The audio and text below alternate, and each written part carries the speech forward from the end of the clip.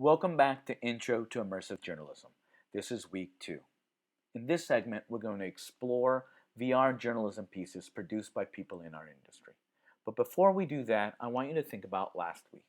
Remember, I talked about the VR industry essentially being a joke, being hype and forgotten.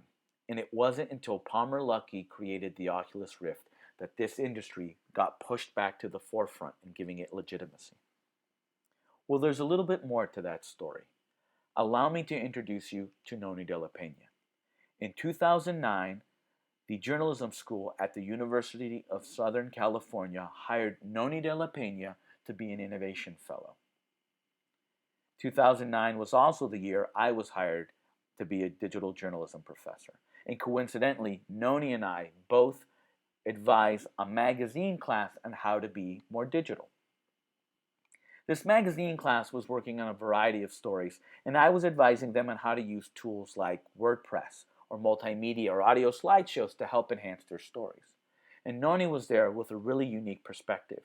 Prior to joining the journalism school, she had created a piece called Gone Gitmo, an immersive documentary about Guantanamo Bay, and she used Second Life. For those who don't remember, Second Life was this crazy video game, kind of like The Sims, but on the internet. And you can create worlds in that space. And she used that platform to create an immersive experience about Guantanamo Bay, the prison that was shrouded in so much mystery. She did a really great job, and you should check it out. She brought that perspective to this project with the magazine class. And while they were doing different stories, one story they were working on was about how, because of the economic recession, more and more people were using food banks. And I remember Noni toying with the idea of how amazing would it be if you can experience what it would be like to be in line with a food bank. I remember thinking that she was crazy, to be completely honest with you, because how are you going to produce that piece in 15 weeks? That's all the time these students had for that semester. Well, it took Noni longer, but she pulled it off. She went to a lab on campus that had experimented in virtual reality and pitched them the idea. She went to a food bank line with the team and recorded people in line. And at that moment, someone who was so hungry collapsed to the ground.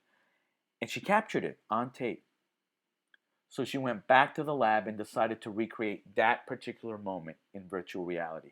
She used CG computer graphics to recreate that scene and produced what's called a room scale experience, meaning you could walk around in this virtual space and walk close to these people.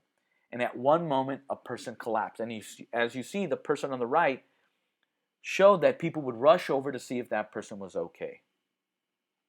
Anyone in the lab, anyone going through the lab would try these experiences. And one of them was the Sundance Film Festival. They loved the experience and they wanted to bring it to the film festival, but the lab was reluctant. They had that one-of-a-kind, unique head-mounted display that you see in that photo, and they didn't want it to leave the lab. A young man raised his hand and said he had an idea on how to optimize that head-mounted display, and that young man was Palmer Luckey, and that idea led to the Oculus Rift. Noni de la Peña is known as the godmother of VR.